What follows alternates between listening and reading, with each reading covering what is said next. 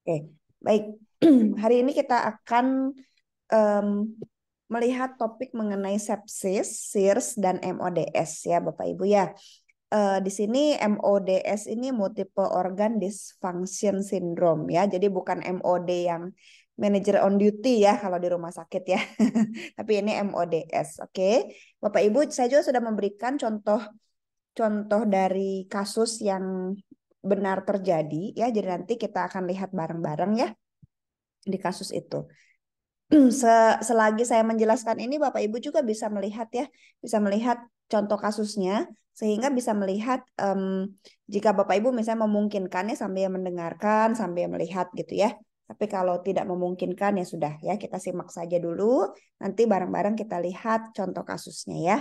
Oke, baik kita mulai dari pengertian ya. Jadi saya minta izin, minta maaf karena ini dalam bahasa Inggris ya. Em, jadi eh, nanti saya akan jelaskan pakai bahasa Indonesia pelan-pelan ya. Jadi semoga bisa dipahami dengan baik ya. Karena memang lebih tepat ya terjemahannya gitu. Jadi kalau kalau langsung pakai bahasa Inggrisnya dan saya yakin kemampuan bahasa Inggris Bapak Ibu sudah bagus ya. Oke. Jadi semoga tidak keberatan dengan PPT yang dalam bahasa Inggris. Jadi hari ini kita akan belajar mengenai sepsis ya. Yang pertama, sepsis bagaimana kasusnya Bapak Ibu? Apakah banyak di tempat Bapak Ibu sepsis? Cukup banyak? Belum? Oh, Bu Rizky geleng-geleng kepala ya. Oke, mungkin tempat Bu Rizky tidak banyak ya. Baik, kalau eh, di sini ya di rumah sakit sini cukup banyak ya kasusnya. Lalu saat saya di Karawaci juga cukup banyak ya. Oh, di Bandung juga cukup banyak kasus sepsis ya. Sepsis tuh seringkali kita nggak sadar gitu bahwa pasiennya sudah jatuh ke dalam sepsis ya. Ketika pasiennya demamnya sangat tinggi 40 derajat misalnya, wah sepsis nih gitu ya. Jadi lebih baik kita mencegah daripada mengobati karena mengobatinya susah dan mahal sekali ya. Oke, baik. Jadi sepsis adalah suatu kondisi yang mengancam nyawa ya, yang ketika tubuh dari penderita itu merespon terhadap infeksi ya. Jadi tentu saja adanya infeksi dulu, ada bakteri EMI lalu terjadi sepsis ya. Mari kita lihat lagi. Nah, jadi ada lagi SIRS. Jadi setelah sepsis itu SIRS ya. Jadi sepsis adalah ketika seluruh tubuhnya terdapat bakteri dalam tubuhnya, dalam aliran darahnya, sehingga menyebabkan tanda-tanda infeksi, tanda-tanda inflamasi. Nah, lalu SIRS ini adalah inflamasinya ya. Jadi ketika ada respon inflamasi dari tubuh, nah ini disebutnya SIRS ya. Terus, nah ini Bapak Ibu bisa lihat ya di sini ya, em, ada gambaran ya, ada diagram mengenai bakteri EMI, SIRS, dan sepsis ya. Jadi Bapak Ibu bisa lihat ya, ada yang pertama pasien bisa terkena infeksi ya, infeksi dari apapun ya, dari jamur, dari parasit, dari virus dan lain-lainnya. Lalu bisa terjadi bakteri EMI ya. Bakteri EMI itu adanya bakteri dalam aliran darah ya, bakterinya sudah masuk ke darah. Nah, lalu pasien bisa mengalami sepsis ya karena sudah terlalu banyak gitu bakterinya dan tidak bisa ditangani lagi oleh tubuhnya. Nah, setelah sepsis, pasiennya akan berkembang menjadi SIRS ya, mengalami SIRS lalu ada inflamasi dalam tubuhnya, ada respon inflamasi.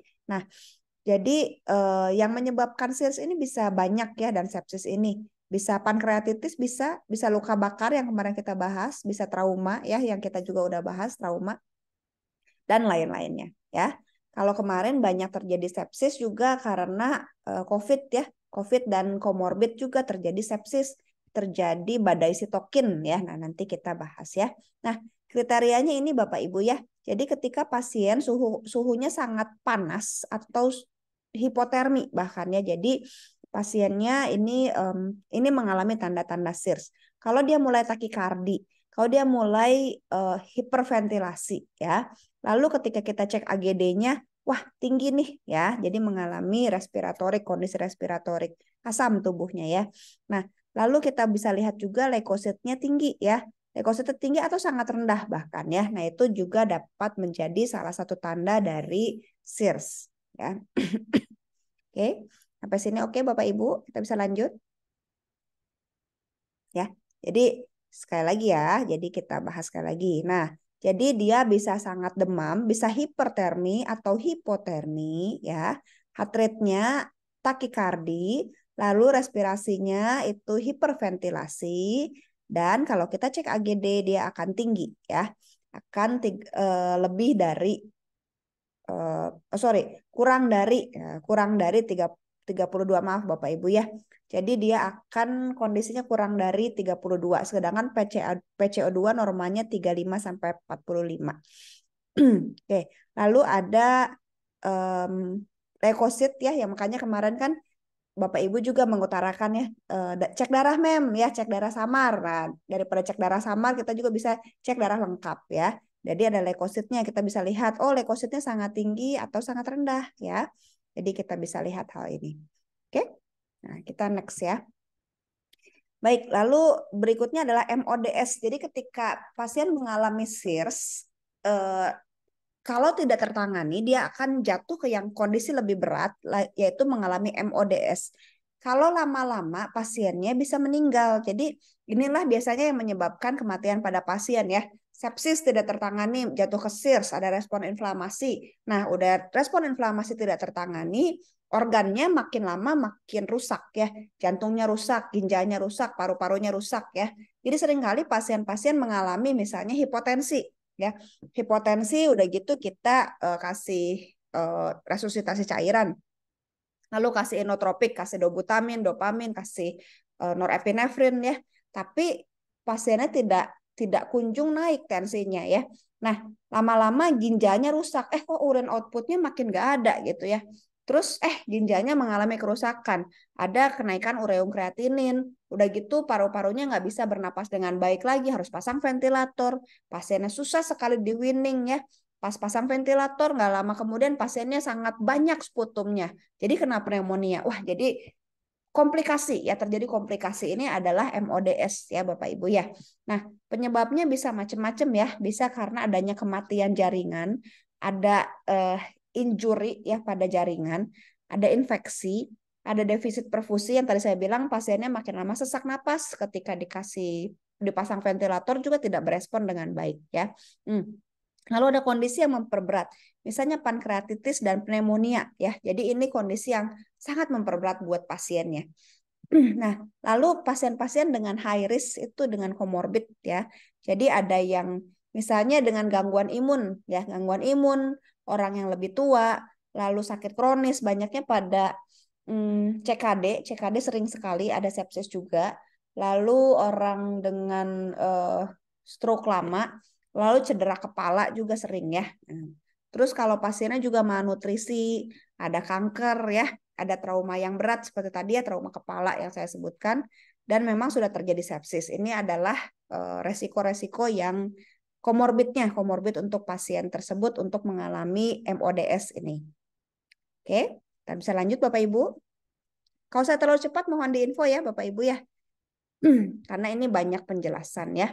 Oke, baik. Yang berikutnya adalah prevention-nya. Mencegahnya gimana ya? Jadi, ini kan kondisinya berat, bisa menyebabkan kematian. Jadi gimana nih ya? Menguranginya bagaimana gitu ya. Jadi yang paling baik adalah mengurangi potensial source of sepsis. Jadi apa sih yang menyebabkan pasiennya terjadi infeksi? Ya, misalnya central line ya, CVC ya Bapak Ibu ya. Jadi kalau Bapak Ibu bekerja di ruangan ICU misalnya, nah suka ada CVC kan ya, central venous catheter.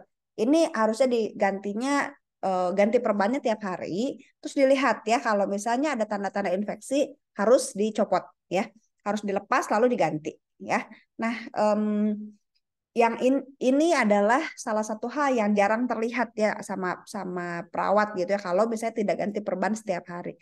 Atau juga bisa dari luka ya, luka yang jelek kondisinya ya, yang bernanah misalnya ya, kok nggak sembuh-sembuh. Nah, ini lukanya juga harus dibersihkan, harus di wound care dengan baik ya supaya tidak menjadi sepsis. Oke. Lalu kalau memungkinkan pakai antimikroba atau antibiotik ya. Nah, lalu tentu saja kita monitoring ketat ya pasien dengan resiko-resiko tinggi. Lihat apakah kok napasnya makin lama makin sesak napas, kok takikardi, kok makin nggak ada urin outputnya. Nah, kita harus mulai curiga ya, ini ada apa nih terjadi dengan pasien saya. Jadi kita harus mengkomunikasikannya pada dokter. Oke?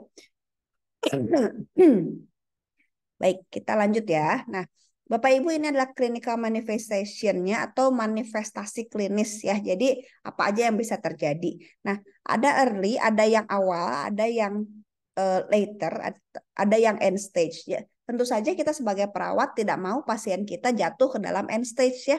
Jadi pengennya ketika di early ini, ketika di tahap awal, kita bisa menangani dengan baik supaya dia tidak jatuh ke dalam fase yang later atau end stage ya.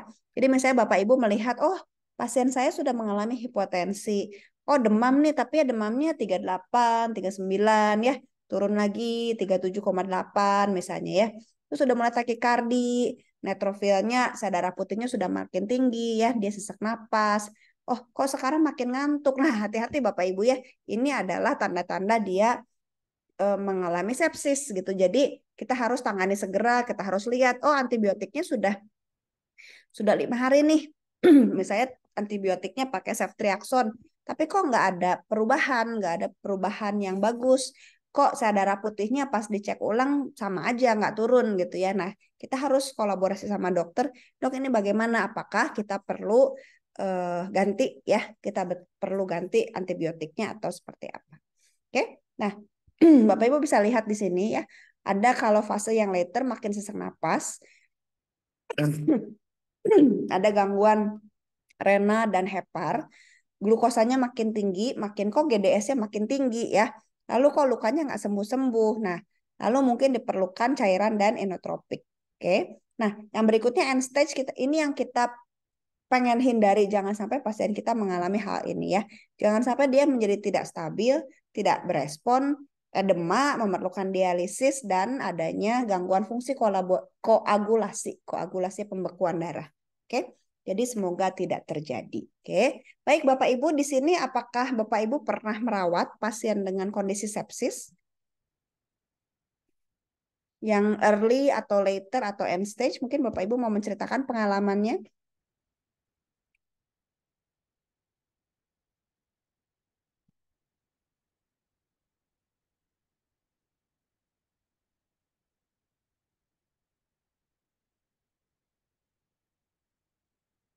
Oke, apakah ada? Belum ada? Oke, baiklah kalau belum ada ya tidak apa-apa ya. Nah, kalau saya dulu pernah punya pengalaman yang unik Bapak Ibu ya. Dulu di awal saya em, di awal karir saya sebagai perawat. Jadi waktu itu itulah hari terakhir saya berdinas di ruangan penyakit dalam. Jadi saya tadinya di ruang penyakit dalam lalu dipindahkan ke ICU ya, jadi perawat ICU.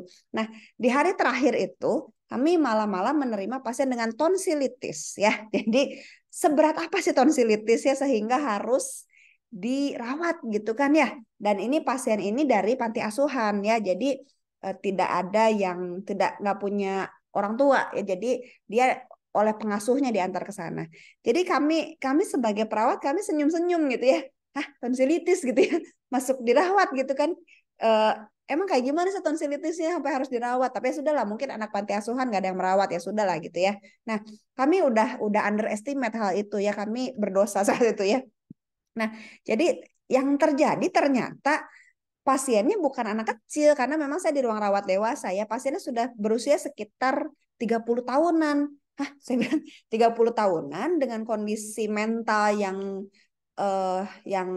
tidak seperti orang normal, dan ternyata tonsilitisnya sangat berat, dia hipersekresi, hipersalivasi, sputumnya banyak, demam, waduh gitu ya. Jadi ini adalah pasien saya yang paling unik menurut saya ya. Jadi sampaikan ketika di suction banyak sekali, terus dia mengeluarkan sputum yang sangat banyak ya sampai kita tampung dalam ember gitu kan ya.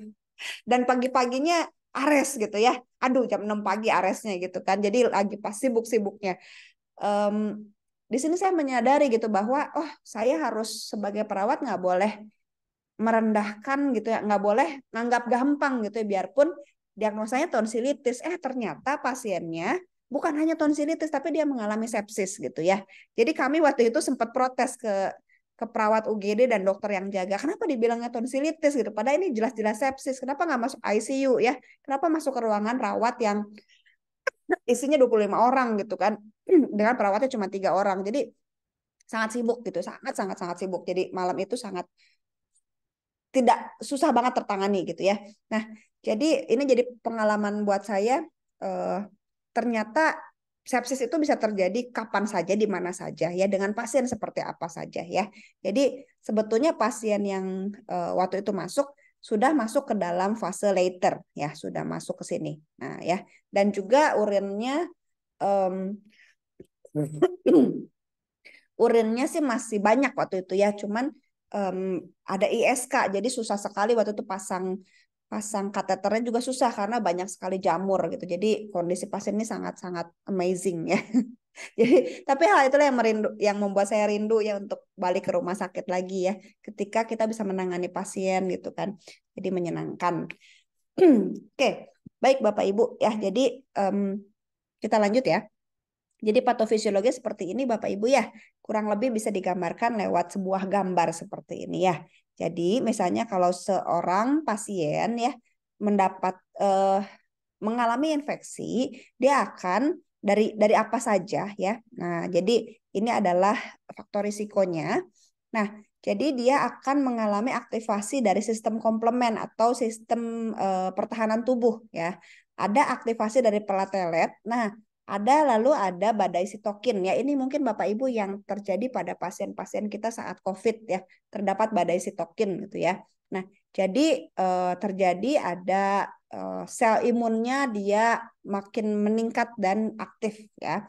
Nah, kalau tidak tertangani dia akan jatuh ke sepsis. Nah, jatuh ke sepsis lalu peningkatan metabolisme sehingga dia mengalami hiperglikemia, mengalami lipolisis dan adanya katabolisme protein ya. Yang paling gampang dilihat memang hiperglikemia dari cek gula darahnya ya. Nah, lalu makin lama dia makin bisa parah ya. Jadi adanya organ failure gitu ya. Jadi ada kerusakan-kerusakan organ. Ini yang pengen kita cut ya, harusnya sebelum terjadi sepsis kita cut di sini ya. Jadi kita tangani kita kolaborasi, kita kasih obat gitu ya, kasih antibiotik, kasih cairan ya, kasih apapun yang dibutuhkan pasien untuk sembuh. Oke, kita lanjut Bapak Ibu. Nah, ini adalah SofaScore. Nah, apakah di rumah sakit Bapak Ibu menggunakan SofaScore? Kalau sofa mungkin ada ya, tapi skor sofa ada. Sofa ini kepanjangan dari ini ya, Sequential Organ Failure Assessment. Apakah menggunakan skor sofa? Belum. Apakah ada yang menggunakan EWS, Bapak Ibu? Early Warning System ada? PEWS yang ada mem Oh, di ruang. Nah, PEWS ya, yang pediatrik ya Pak ya?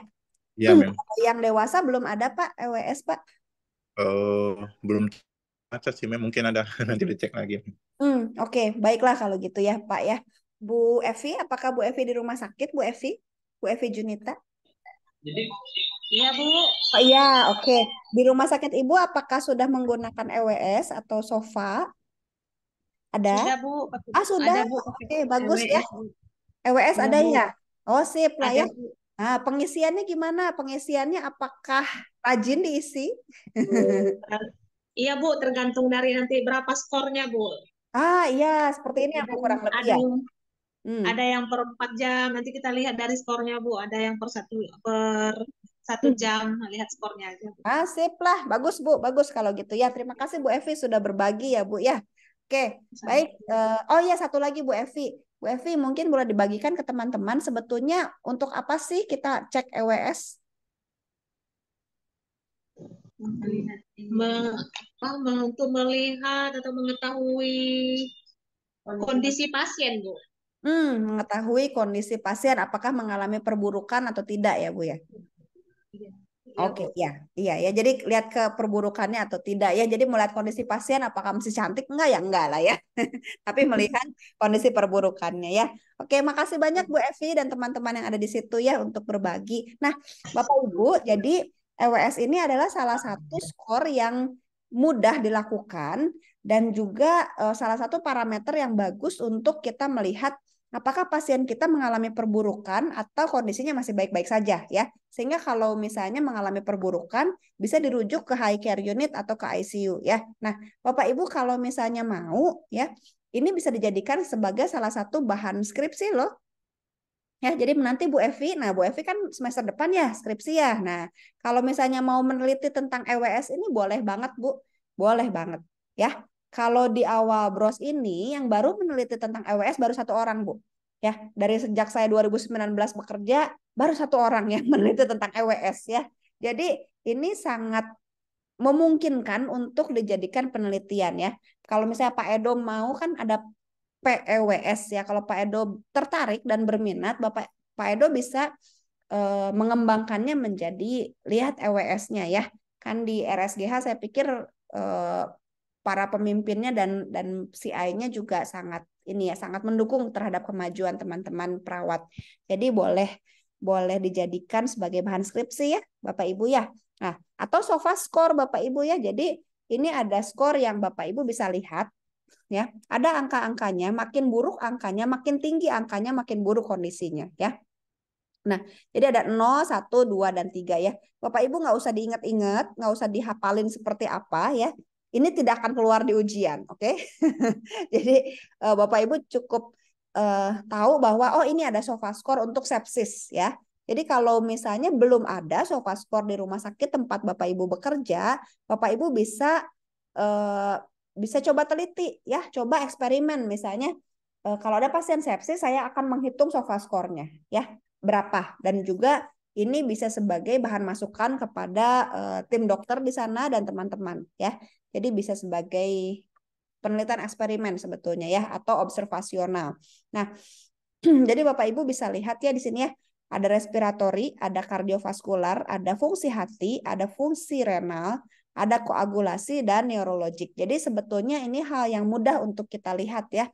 Karena setiap hari kita akan melihatnya, setiap hari kita kaji kan buat pasiennya ya. Bapak Ibu bisa melihat ada angka-angkanya ya. Seperti apa. Jadi bisa sekali untuk dicek ya. Oke. Nah, Bapak Ibu nanti di kasus yang sudah saya berikan, Bapak Ibu bisa lihat ya bagaimana sofa score-nya. Oke. Jadi Bapak Ibu bisa lihat apakah dia respirasinya bagaimana, lalu apakah dia menggunakan dopamin atau norepinefrin, apakah MAP-nya lebih dari 70 ya. Nah, bagaimana fungsi hatinya, fungsi ginjal, fungsi koagulasi dan lain-lainnya ya. Nah, ada lagi Bapak Ibu, kalau menggolongkan sepsis selain pakai sofa, bisa pakai sepsis 3. Nah, bisa pakai ini ada eh, indikator-indikatornya ya, kayak misalnya jantung kan ada fungsional class gitu ya, dari NYHA, dari NYHA gitu ya. Ini untuk sepsis, oke? Nah, ini yang gampangnya Bapak Ibu ya, ini yang mempermudahnya. Jadi sebetulnya Bapak Ibu kalau mau meneliti tentang ini pun boleh ya. Misalnya mau pakai yang mana? Mau pakai SIRS kriteria atau QSOFA. QSOFA adalah quick SOFA ya, SOFA score yang dipermudah gitu ya melihatnya ya. Misalnya lihat Bapak Ibu ya kita bisa lihat di sini ya. Nah, apakah dia tekanan sistoliknya kurang dari 100, apakah respiration rate-nya lebih dari 20, apakah GCS-nya kurang dari 14 ya. Gampang ya ngelihatnya ya. Jadi tensi, respirasi sama GCS ya. Nah, kalau SIRS kriteria ada temperaturnya, ada respiration rate yang tinggi, ada heart rate dan juga ada leukosit ya. Oke. Baik Bapak Ibu ya. Kita lanjut ya Bapak Ibu ya. Kita lanjut dulu ya. Ini yang EWS ya Bapak Ibu ya. Mungkin yang di rumah sakit Bu Evi tidak sebanyak ini skornya. Apa kayak begini Bu? Sama. Kurang lebih sama. Kalau kalau di rumah sakit Bu, langsung poinnya aja Bu. Contohnya tensinya Hmm. Hmm. 110 sampai berapa, ada nanti skornya berapa, tinggal itu aja Bu. Jadi kita tinggal ngisi Ah, berapa poin atasnya gitu. oh baik Bu, jadi tinggal isi berapa poinnya ya Bu ya. Jadi lebih mudah Iya, lagi ya. Oke, makasih Bu Evi. sama-sama Bu. Baik, kita lanjut ya Bapak Ibu ya. Nah, kita lanjutkan ke terapi medisnya ya. Terapi medisnya apa? Tentu saja yang pertama adalah antibiotik ya Bapak Ibu ya. Antibiotik lalu penyebab infeksinya kita hilangkan ya. Kita kalau ada infeksi dari luka, kalau dari CVC tadi kita harus cabut CVC-nya, infus yang inflamasi kita harus ganti ya, ganti infusnya. Kateter yang sudah 7 hari tidak diganti, misalnya kita ganti ya. Lalu kita cegah infeksinya, lalu enteral feeding ya, jadi pakai NGT ya. Jadi sebisa mungkin tetap menggunakan enteral, bukan dari parenteral atau dari infus. Kalau ususnya masih bisa berfungsi, pakainya enteral, pakai NGT ya. Lalu kita bisa kontrol mediatornya ya, dengan cara memakai antibiotiknya. Lalu kita melindungi organ-organ yang affected gitu yang apa terpengaruhi ya saya jadi lupa ini bahasanya apa ya. Nah, jadi kita bisa pasang ventilasi mekanik lalu untuk demamnya, lalu jika ada kejang kita tangani ya. Lalu tentu saja kita support hemodinamiknya dengan cairan, dengan obat-obatan ya, dialisis dan nutrisi ya. Ini hal-hal yang kita lakukan dalam bentuk kolaborasi Bapak Ibu ya. Baik, nah ini adalah ini dari tahun 2016 Bapak Ibu ya. Jadi ini adalah tiap tahun ada guidelines untuk sepsis sebetulnya ya. Tapi ini adalah salah satu gambaran yang bagus. Jadi saya ambilnya dari tahun 2016. Kurang lebih sama di tahun 2023 kurang lebih masih sama ya. Jadi yang pertama tentu saja kita pasang antibiotik. Nah ya, kita pasang cairan fluids ya. Nah, pilihannya adalah koloid dan kristaloid. Nah, Bapak Ibu boleh Bapak Ibu bantu jelaskan kalau kristaloid contohnya apa, kalau koloid contohnya apa? Boleh ada yang bantu Bapak Ibu?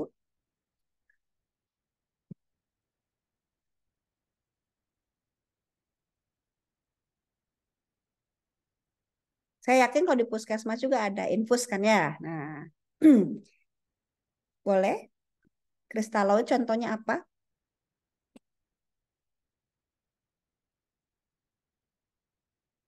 Steroid itu golongan Ranger laktat nggak ya? Nah, ringer laktat betul Pak Edo ya. Jadi jangan ragu ya. Nah, kalau kristaloid itu berarti yang molekulnya kecil-kecil ya. Misalnya ringer laktat ya, apalagi temannya ringer laktat. Eh, NaCl. L, Ya, NaCl. Terus asering. Nah, ya, Aseri. asering. Terus kalau ada KN1B, KN berapa lagi ya. Jadi itu juga masuk ke dalam kristaloid. Itu yang bisa dipakai untuk resusitasi cairan ya. Nah, kalau koloid yang molekulnya lebih besar-besar. Nah, Kalau misalkan futrolid itu kan, apa Pak? eh futrolid ya kalau nggak salah itu yang sering dipakai itu. Futrolid Pak. Wah, saya belum pernah dengar Pak. Futrolid ya. Iya, Isinya apa dia aja? warna hijau sih mem dia mem. Biasanya di ini untuk infus juga mem biasanya kalau pasien untuk odon kalau nggak salah kalau sering dipakai sih mem. Oh gitu. Tapi lupa juga sih kandungannya apa sih mem. Oke, ada Pak. Sorry ya, saya nge-googling dulu nih Pak. Saya cari dulu Futrol itu apa ya, karena saya eh, belum pernah memakai, belum pernah memberikannya Pak ke pasiennya Pak. Mungkin itu produk baru kali ya Pak ya. Kayaknya sih. Futrol. Nah, kayaknya ya. Ntar Pak, saya coba zoom dulu ini apa. Oh iya mirip Pak, dia isinya mirip sama RL Pak. Ya Ya mem. mineral, sorbitol, sodium chloride, potasium, kalsium, magnesium, bla bla bla. Ya ini kristaloid ya Pak. Futrolid. Nah ya. Oke. Makasih ya Pak Edo, saya jadi tahu ada infus baru ya namanya Futrolid ini ya. Nih. Ya mem. Jual Futrolid infus 500 ml di lapak, buka lapak. Saya bacanya di situ. Oke lah. Nah, jadi itu masuknya ke kristaloid ya betul Bapak Ibu ya. Nah, sebelum kita lanjut kita ke sini dulu. Nah, ini dia ya Bapak Ibu ya. Sebentar ya. Sebentar Bapak Ibu ya. Izin sebentar.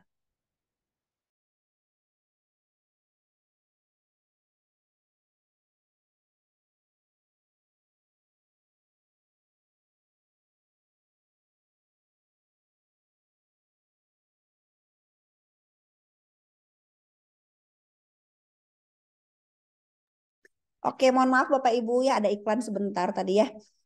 Oke, nah Bapak Ibu ini kalau kristaloid yang tadi yang sudah kita sebutkan, kalau koloid ini Bapak Ibu bagaimana? Masih apakah boleh disebutkan contohnya koloid apa yang warnanya lebih kuning biasanya ya dan harganya berapa kali lipatnya ya? Biasa dipakai untuk pasien-pasien yang terkena shock. Mungkin boleh disebutkan yang tempat Bapak Ibu bekerja ada apa aja? Gelofusin, Albumin, mem. Ya, albumin betul ya. Apa gelofusin ya Pak? gelofusin di sini, mem. Gelofusin betul. Ada yang pakai Vimahes, Tetrahes. Oh, ada mem Hes. Ya pakai Hes ya. Nah itu ya jadi itu Sunbehes masuk. di sini. Ya gimana Pak? Mau tambahin Pak? Sunbehes kalau di sini, mem. Gimana? Maaf Pak. Sunbehes, mem. Oh Sanbehes. Oke dari Sanbe ya. Ya, mem. Kita nggak dibayar sama Sanbe nih Pak ya. Sayang banget ya kalau kita bahas nih Sanbenya ya. Oke baik terima kasih Pak Edo sudah bantu menjelaskan. Dan ada Ibu tadi. Ibu siapa ya tadi ya yang menjelaskan pakai Mem. albumin ya. Sama. Baik Bapak Ibu, jadi itulah kristaloid dan koloid. Ketika pasien kita terkena shock, yang pertama kali diberikan adalah kristaloid atau koloid Bapak Ibu, kalau tempat Bapak Ibu kerja.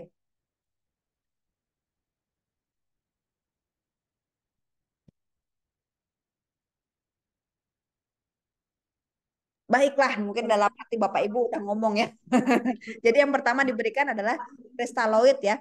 Kristaloid dulu, tapi ketika tensinya nggak naik-naik, nah baru kita berikan koloid ya. Jadi koloid ini lebih mempertahankan cairannya tetap ada di pembuluh darah karena molekulnya besar-besar Bapak Ibu ya. Jadi kurang lebih seperti inilah kalau digambarin ya. Kan kalau misalnya pembuluh darah kan ketika dia mengalami shock akan menjadi semi permeable ya. Semi permeable adalah longgar-longgar gitu Bapak Ibu ya. Jadi kurang lebih begini gambarannya ya.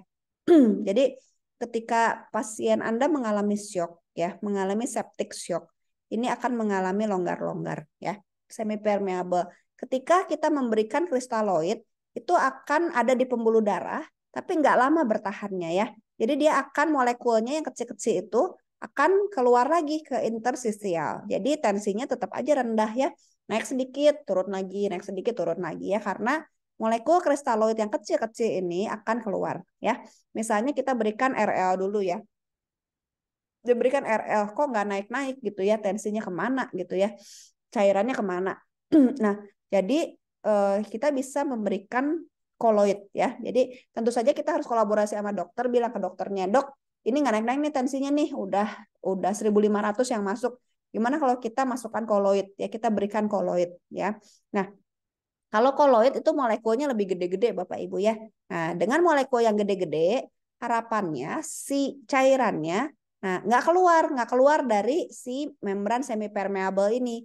Dia akan tetap berada di pembuluh darah ya, sehingga tensinya bisa naik, tensi pasiennya bisa lebih naik ya, tidak tidak cepat turun lagi ya. Makanya pergunakan kristaloid di awal lalu penggunaan koloid ya untuk pasien dalam kondisi shock yang hipotensi.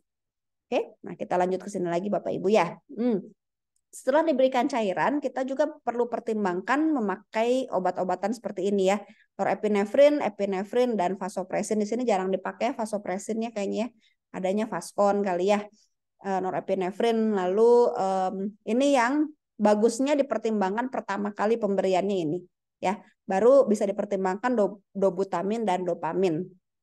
Nah, ini yang tadi kita bahas pakai NGT ya, lalu insulin terapi. Sedapatnya jangan disedasi terlalu berat karena biar kita bisa tetap cek kesadarannya pasien ya. Nah, lalu pakai ventilasi ya, pakai ventilator. Oke, jadi ini adalah cara menangani sepsisnya. Jadi banyak ya yang harus dilakukan oleh perawatnya, oleh timnya ya sebetulnya. Oke. Nah, Bapak Ibu, apakah di tempat Bapak Ibu pasien-pasien dilakukan kultur darah?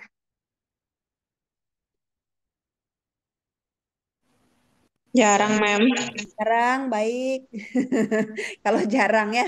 Oke. Nah, eh, sebaiknya kita memang yang perawat kan advokasinya ya, advokasi untuk pasiennya. Jadi alangkah baiknya jika sebelum memulai antibiotik ya atau em, di awal memulai antibiotik gitu ya, kita bilang ke dokternya gitu ya, dok, apakah mau kita kultur darah ya?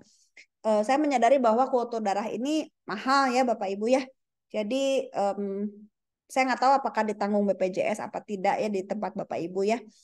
Semoga ditanggung gitu. Jadi ini hal yang baik kultur darah ini untuk kita bisa melihat seperti apa ya. Nah, jadi kita bisa melihat ada yang resisten atau ada yang sensitif gitu ya terhadap si antibiotiknya.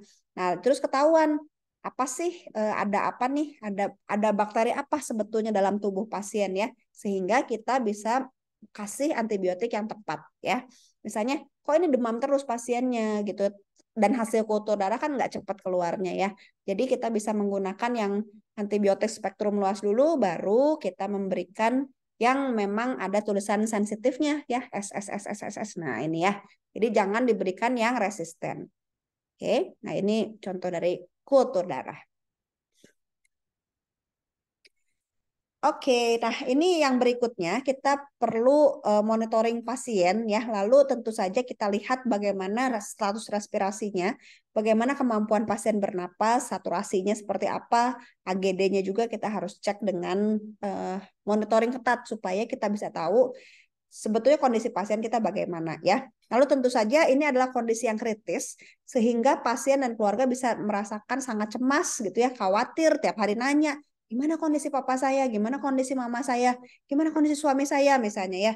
Nah, jadi tentu saja kita harus memberikan pendampingan ya untuk pasiennya dan keluarga supaya copingnya baik ya, copingnya tetap baik. Nah, ini ada juga kakak kelas Bapak Ibu ya di awal bros yang meneliti tentang pengalaman keluarga pasien saat mereka tunggu di ICU. Ya, gimana sih pengalamannya? Mereka khawatirnya apa? Mereka penasarannya apa gitu. Nah, ini Bapak Ibu bisa lihat di jurnal ada ya. Jadi ada kakak kelas Bapak Ibu yang meneliti tentang hal ini. Jadi hal yang bagus untuk diteliti.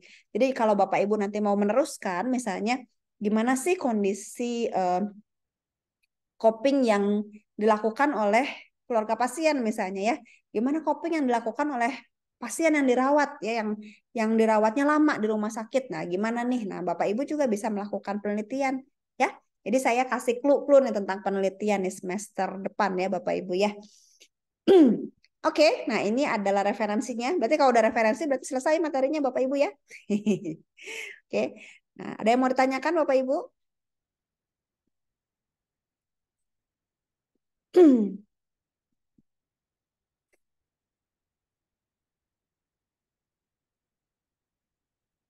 Belum ada? Hmm. Kalau belum ada, kita lihat kasus kita ya Bapak Ibu ya. Oke, mari kita melihat ke sini. Hmm.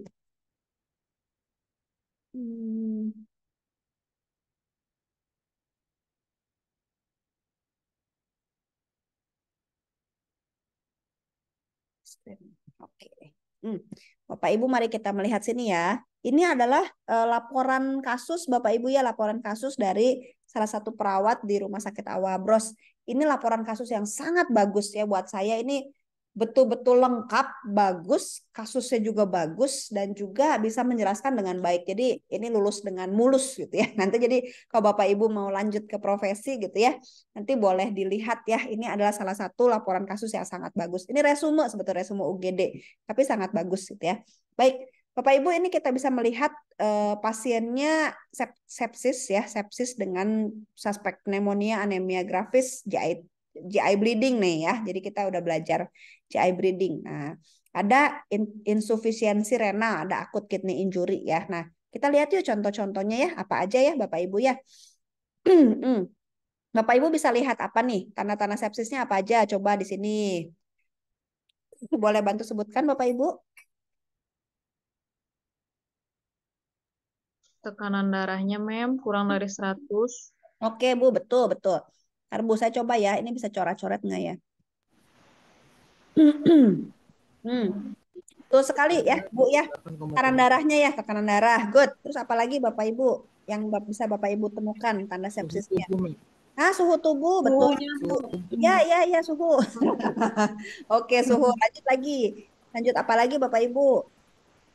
Sesak. RR-nya, RR-nya nih Sesak, sesak. ya sesak betul ya. Dan juga RR-nya ya, RR-nya tadi lebih dari 22 ya. Jadi total skornya udah 3 ya. Nah, SpO2-nya 97 dengan Nasal-Kano 3 liter. Keadaan umumnya sakit berat, ada apa lagi? Ada ronki, ada wheezing, oh tidak ada ya. Baik, kita lanjut. Ya Pak?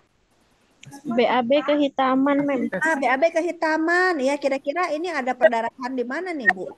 Di upper apa lower GI? Bagian atas apa bagian bawah? Upper. Upper, sip ya. Kita sekalian nge-review lagi ya. Bagus sekali Bapak Ibu ya. Nah, pasien ada pasang ring 15 tahun yang lalu, obat jantungnya bla bla bla ya. Oke, diabetes mellitus nggak ada, hipertensinya tidak ada ya, terkontrol berarti ya.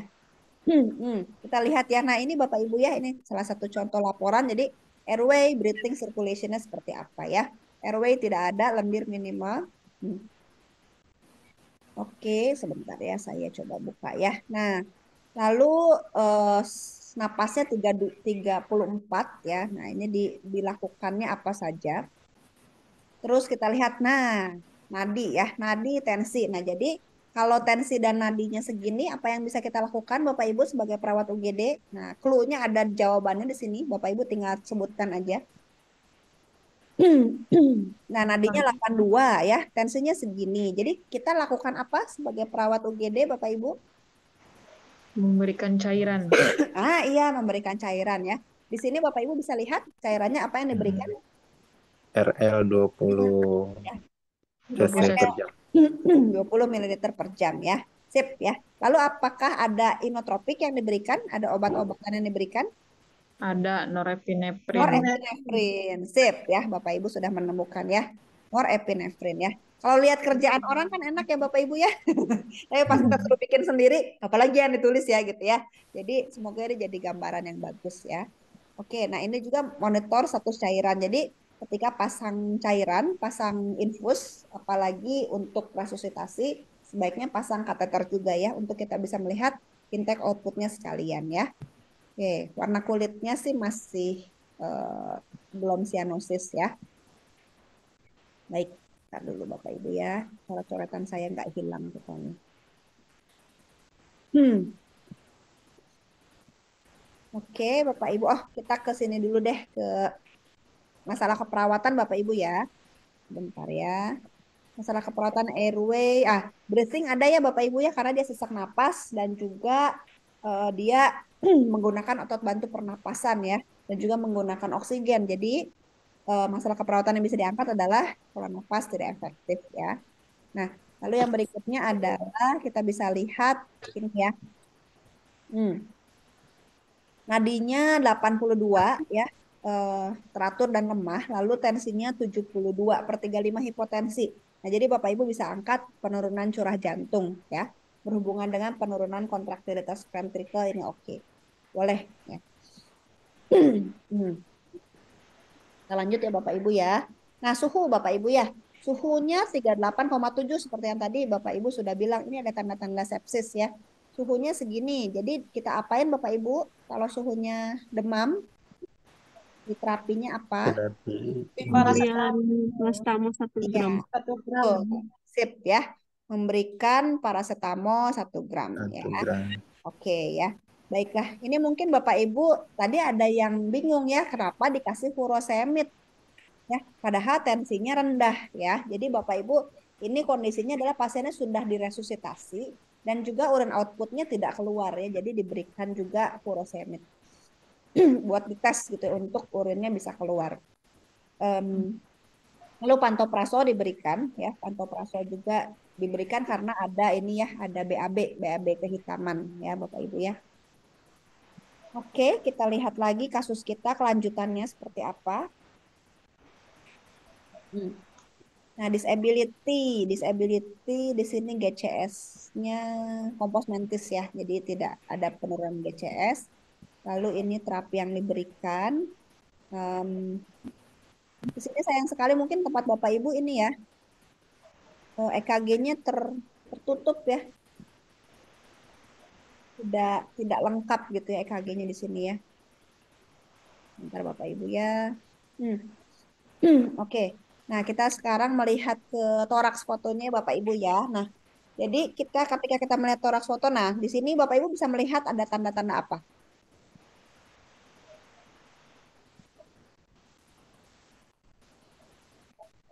Yang paling mudah terlihat adalah Ya kardiomegali nggak sih, Mem? kardiomegali, betul Pak. Dari mana kelihatannya Pak? Eh, apa namanya, jantungnya di sebelah kanan itu lebih melebar beberapa senti dari sternumnya, Mem. Nah, ya benar Pak. Pengennya Bapak kasih tunjuk ya. Yang ini nih Mem. Oke, baiklah. Yuk kita tunjukin ke teman-teman ya Pak ya. Oke, Bapak Ibu kan coba kalau lihat di toraks foto, yang paling mudah kita lihatnya dari yang dari vertebranya, ya. Lagi ya, kenapa? Lalu Bapak Ibu bisa melihat di sini ini jaraknya ya. Nah, jaraknya ini nih kayak yang kata Pak Edo tadi ya. Nah, jadi ini bisa A, bisa dibilang B, ya. Lalu jarak dari sini ke sini Bapak Ibu bisa bilang C, ya. Kalau nggak salah hitungannya adalah cara menemukannya A plus B dibagi C. Itu bukan, Bapak Ibu. Apakah ada yang masih ingat cara menghitungnya? Dia harus sekitar 60 ya. 60. Jadi untuk melihat apakah dia adanya kardiomegali. Nah, jadi Bapak Ibu bisa melihat ya, sebelah sini sangat sangat besar ya, sangat dia mendekati ke pinggir. Jadi ini sudah terjadi kardiomegali ya. Kalau Bapak Ibu kesulitan misalnya nggak usah lah ya, nggak usah lihat sini. Lihat aja sini nih. Ya, lihat aja hasilnya seperti apa ya. Jadi adanya kardiomegali ya. Pasiennya mengalami kardiomegali, jadi pompa jantungnya susah. Oleh karena itu, mahasiswa yang membuat resume ini eh, menuliskan penurunan curah jantung berhubungan dengan kontraksi yang tidak adekuat ya. Oke, baik kita lihat di sini ya Bapak Ibu ya. Saya mohon maaf ternyata saya belum hilangkan nama pasiennya ya. Kita rahasiakan saja ya nama pasiennya ya. Oke, baik Bapak Ibu, coba Bapak Ibu lihat di sini apa aja hasil yang tidak normalnya Bapak Ibu, yang mengarah ke sepsisnya apa aja? Leukositnya Hmm, nilainya leukosit. 11.680. Ya, betul Pak, betul, betul. Leukositnya tinggi ya. Leukositnya tinggi ya, lalu trombositnya Trombositnya rendah, Mem. plateletnya sudah mulai rendah ya. Hematokritnya juga dia rendah ya Pak ya. Jadi jangan-jangan Ya. ada eh, perdarahan ya yang kemarin kita bahas ya Bapak Ibu ya. Yang 2 hari lalu ketika ada hematokrit yang menurun berarti dia kekentalan darahnya menurun ya. Jadi ada perdarahan jadi hematokritnya menurun. Coba kita lihat itunya mana ya? HB. Hemoglobinnya 6 ya Bapak Ibu ya. Jadi dia mengalami 6,9. iya betul. Jadi dia mengalami eh, anemia ya 6,9. Oke, PT-nya belum, perdarahannya belum, lalu hasil menyusul. Ya sudah lah ya. Kita coba lihat. Em, oke, belum ada ya. Belum ada hasil itunya Bapak Ibu. Faal darah dan apa? Hati dan apa? eh, Ginjal ya ampun ya saya mau ngomong apa baru tadi. Fungsi hati dan fungsi ginjalnya belum ada di sini ya. Oke, nah jadi Bapak Ibu ini sorry, pasien ini mengalami sepsis. Bapak Ibu bisa lihat ya apa yang terjadi pada pasiennya ya. Nah, yang bisa kita lakukan di UGD adalah melakukan tindakan pertolongan pertamanya. Jadi bisa lihat pola nafasnya gitu ya. Pola nafasnya memakai oksigen, lalu curah jantungnya em, setelah diberikan norepinefrin dan diberikan RL, dia mengalami kenaikan tensi ya. Tadi 70/35, sekarang 90/54, jadi naik ya. Lalu tetap terpasang norepinefrin. Berikutnya pasien ini dilarikan ke ICU ya. Tapi saya lupa ujung-ujungnya pasien ini meninggal apa survive ya. Jadi lalu dirawat di ICU. Oke. Baik Bapak Ibu, apakah ada pertanyaan mengenai sepsis MODS? Saya izin stop recording Bapak Ibu ya.